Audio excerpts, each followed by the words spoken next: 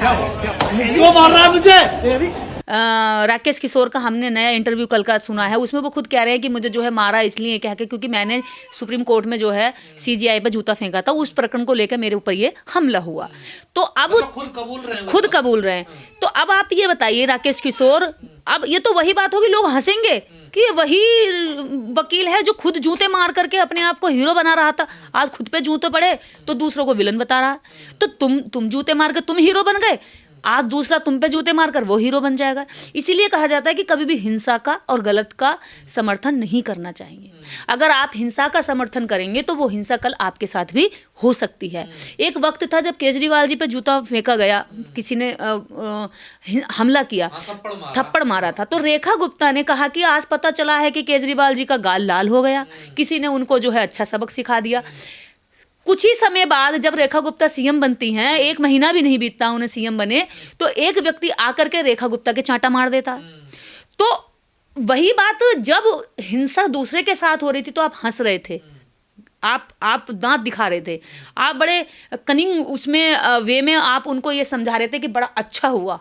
यानी दूसरे के साथ हिंसा होती है, जब आप सुकून पाते हैं तो वो हिंसा एक दिन आपके साथ भी हो सकती है, क्योंकि हिंसक प्रवृत्ति के लोग समाज में ऐसे सपोर्ट से बढ़ते हैं, उनके मन को बढ़ावा मिलता है, उन्हें मनोबल मिलता है। तो हिंसक लोग हर जगह हैं, अगर आप एक हिंसा को बढ़ावा देंगे तो 4 हिंसाएं आपके सामने खड़ी हो जाएंगी। राकेश किशोर पे तो मतलब जो बार एसोसिएशन है उसने बैन लगा रखा, उनका रजिस्ट्रेशन कैंसिल कर रहा था, तो फिर वो कोर्ट में क्या? अरे ये तो कोर्ट में भी थे, यहाँ कल कोर्ट में भी ये वकील तो कोर्ट के अंदर बैन है, और कोर्ट को पूरी तरीके से संज्ञान लेना चाहिए। ये कहीं किसी केस की पैरवी तो नहीं कर रहा है। और ऐसे व्यक्ति की जब बार काउंसिल में इसका जब सदस्यता रद्द हो गई है, इसका रजिस्ट्रेशन रद्द हो गया है, तो कोर्ट में हो सकता है किसी काम के लिए आया हो सकता है कोई और काम हो सकता है किसी के साथ उसका कोई और यहाँ पे मिलना जुलना हो।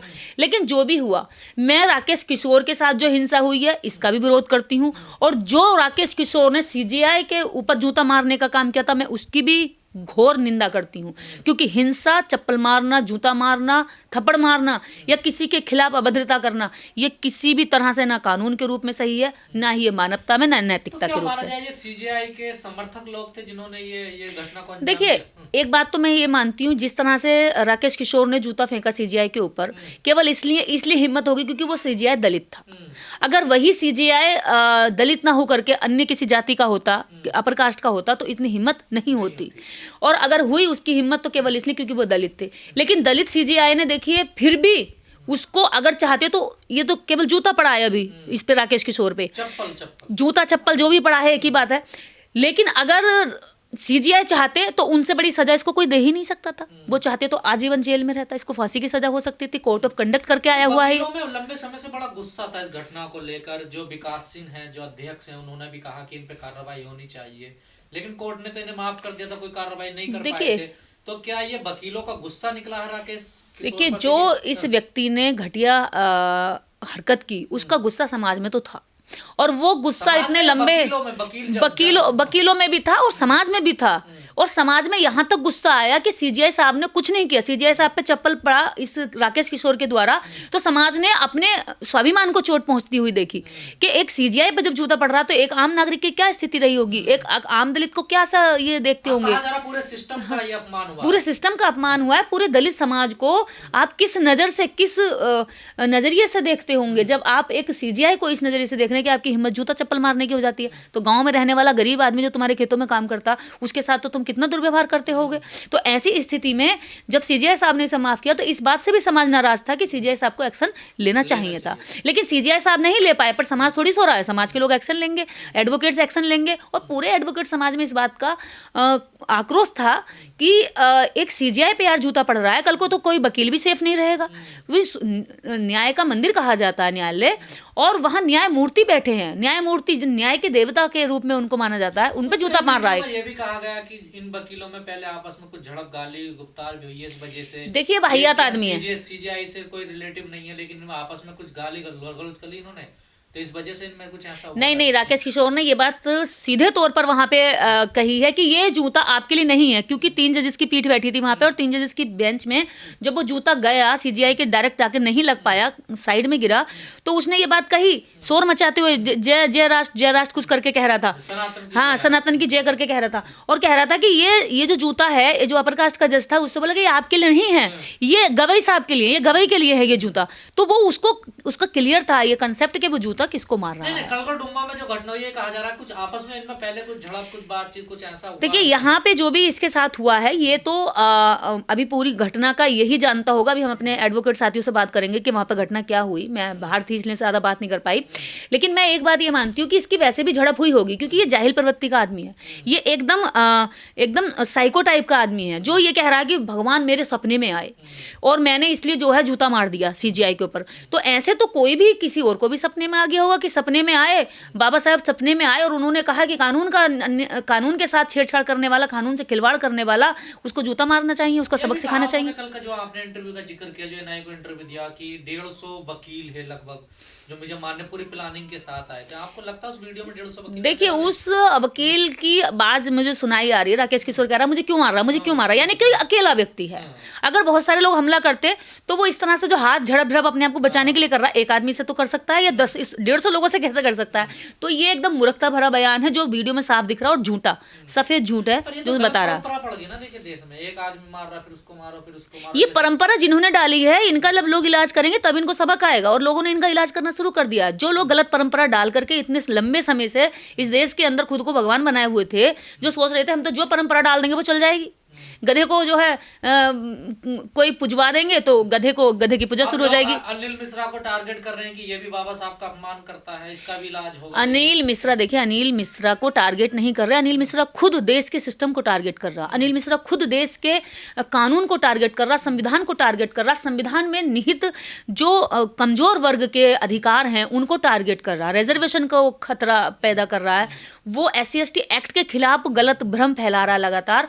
तो ऐसी नीची सोच के साथ जीने वाला, बाबा साहब को अस्तित्व मिटा दूंगा, ऐसे बयान वो वाहियात लगातार दे रहा है। तो इस व्यक्ति के साथ तो न जाने कितने लोगों की नज़र इसके ऊपर बनी हुई है कि इसका क्या ही इलाज करेंगे, क्योंकि ऐसे लोग समाज के लिए बेहद खतरा हैं। पर सरकार के संरक्षण के तहत ये लोग समाज में खुले घूम रहे हैं, समाज में नफरत फैला रहे हैं, और समाज में ये चीज़ें बेहद हिंसा का रूप ले रही हैं। 2 लोग, 2 विचारधाराएं, 2 समाज, इसमें लड़वाने का काम किया जा रहा है, और ऐसी समाज में वैमनस्यता और ऐसी हिंसा फैलाने का जो काम कर रहे हैं, ये ऐसे राकेश किशोर वकील जैसे लोग कर रहे हैं, ये अनिल मिश्रा जैसे लोग कर रहे हैं, और भी एक बाबा है स्वरूपानंद, वो भी कहता है मैं भी मिटा दूंगा। अरे मतलब नाकाम कोशिश करते हैं ये, और उसमें इन्हें लगता है आज तक हम लोग घटिया कहानियाँ, जुमले, लोगों को बहलाने फुसलाने, कहानियों में, कथा पढ़ने में, ग्रह बदलने में, नक्षत्र बदलने में सफल रहे, लोगों को उल्लू बनाने में, तो हम यहाँ भी सफल हो जाएंगे। ये जो खड़गड़-डुम्मा कोर्ट में राकेश किशोर के साथ हुआ, इससे क्या मैसेज संदेश जाएगा समाज? देखिए इससे संदेश ये जाएगा कि अगर आप जूता फेंकने की परंपरा जारी करोगे तो वो जूता फेंकने की परंपरा जरूरी नहीं कि वो जूता आप ही लोगों पे फेंकेंगे, लोग भी आपके ऊपर जूता फेंक सकते हैं। कीचड़ में जाओगे तो सनोगे। बिल्कुल। जब आप लोगों को टारगेट करेंगे, लोगों को आप गलत तरीके से भी टारगेट करेंगे, तो लोग सही का भी जवाब तो देना जानते हैं ना। समाज में केवल एक ही वर्ग तो नहीं है ना, केवल बुरे ही लोगों का समाज नहीं, अच्छे लोगों का भी समाज है जो अच्छा इलाज भी करना जानते हैं। पागलों के ही डॉक्टर भी देश के अंदर हैं, ये पागल खाने ही नहीं है, यहाँ पागलों के डॉक्टर भी हैं। तो ऐसे पागल घूम रहे हैं, इनका इलाज करने वाले अम्बेडकरवादी डॉक्टर भी देश के अंदर है, तो कर देंगे ना, वो जहाँ मिलेंगे इनको इलाज भी कर देंगे। वो कानून को भी समझते हैं, उसका भी सम्मान रखते हैं, और सामने वाले की बदतमीजियों का जवाब देना भी जानते हैं। तो मैं यही कहना चाहती हूँ कि जैसा करोगे वैसा भरोगे, टिट फॉर टैट इसी को कहते हैं। अम्बेडकरवादी इतने टारगेट, इतने हाईलाइट क्यों हो रहे हैं? जैसे अभी नीले कबूतर आप लोगों को कहा जाता है, लेकिन चंद्रशेखर ने कहा हम नीले कबूतर नहीं, नीले बाज हैं। देखिए ये तो इनकी नफरत है कि ये रंगों से भी नफरत करते। एक समय था कि भगवा से नफरत करते थे, और जब इन्हें लगा कि भगवा को हम मिटा नहीं सकते, यानी कि बुद्धा के कलर को हम मिटा नहीं सकते, इसको दफन नहीं कर सकते, तो इन्होंने भगवा को खुद स्वीकार कर लिया। अभी कुछ समय रुको, मैं अम्बेडकरवादियों से कहना चाहती हूँ कि कुछ समय बाद ये कहेंगे कि नीला रंग तो हमारा है, और ये लड़ेंगे कि नीला रंग हमारा है। भगवान थे। हाँ, इनके नीले भगवान थे। तो ये तो बड़े पलटू लोग हैं। तो आज एक समय पर भगवा कलर से नफरत करते थे, अब ये भगवा को बहुत बड़ा मानते हैं, अपना माना लिया इन्होंने।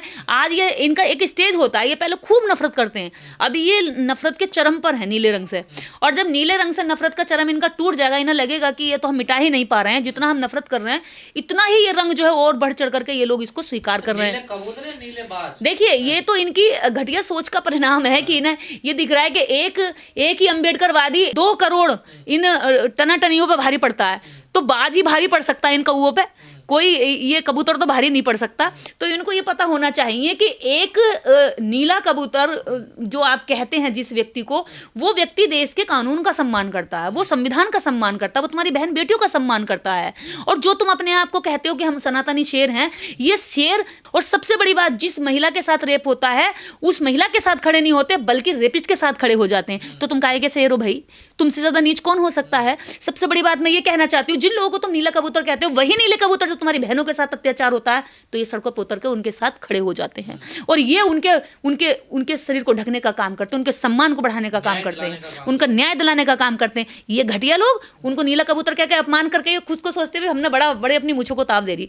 अरे ये चीज तुम्हें कब समझ में आएगी कि इन्हीं की वजह से आज तुम देश के अंदर सुरक्षित हो। अगर कहते हो ना, तो यही लोग जब तुम्हारे साथ अत्याचार होगा तो यही खड़े होंगे। और इस देश के अंदर सबसे बड़ी आज अगर ताकत है कोई जो तुम्हें घुटनों पे ला सकता है, जो तुम्हारे हजारों वर्षों के मनु सिस्टम को आज उखाड़ने की, उसमें मट्ठा डालने की अगर किसी ने हिम्मत की है, तो ये वही नीलेबाज हैं जो बाबा साहब डॉक्टर अंबेडकर के समय पे मनुस्मृति चला के बाबा साहब ने बता दिया था कि एक समय आएगा इस विचारधारा को मानने वाला केवल अंबेडकर नहीं होगा, अंबेडकर जैसे इस देश के अंदर लाखों करोड़ों लोग होंगे। और ये बात आज बाबा साहब की साबित हो रही है। तुम एक अंबेडकरवादी से डरते हो, तुम एक अंबेडकरवादी पर 1 लाख व्यक्ति भी एक अंबेडकरवादी से डिबेट नहीं कर सकता बैठकर। इन्हें पता है, क्योंकि इनके पास कोई भी साइंटिफिक ना टेम्परामेंट है, ना इनके पास कोई लॉजिकल टॉपिक होते हैं, ना कोई लॉजिकल बहस होती है।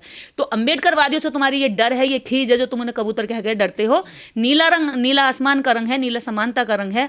और मैं ये मानती हूँ कि नीले रंग से हमें ही मोहब्बत नहीं है। इस विश्व का जो भी व्यक्ति समानता को प्यार करता है, न्याय को मोहब्बत करता है, वो नीले रंग से मोहब्बत करता है। और रंगों से नफरत करना, जानवरों में भेदभाव करना, रंगों में भेदभाव करना, इंसानों में भेदभाव करना, ये तुम्हारी जो है मनु सिस्टम की व्यवस्था है, ना कि संविधान सिस्टम की। संविधान हर कलर को प्रेम करता है। मैं भगवा को प्रेम करती हूँ, मैं नीले को प्रेम करती हूँ, मैं हर कलर को चाहती हूँ, मैं हर कलर को, क्योंकि प्रकृति ने दी है, वो इन्होंने अपने आप नहीं बनाए हैं, या किसी अंबेडकरवादी ने कोई कलर नहीं बनाया है, किसी सनातनी ने कोई कलर अपने आप से नहीं बनाया। जितने भी कलर हैं नेचर के हैं। मैं प्रकृति को प्यार करती हूँ, प्रकृति के दिए सभी कलरों से मुझे प्यार है।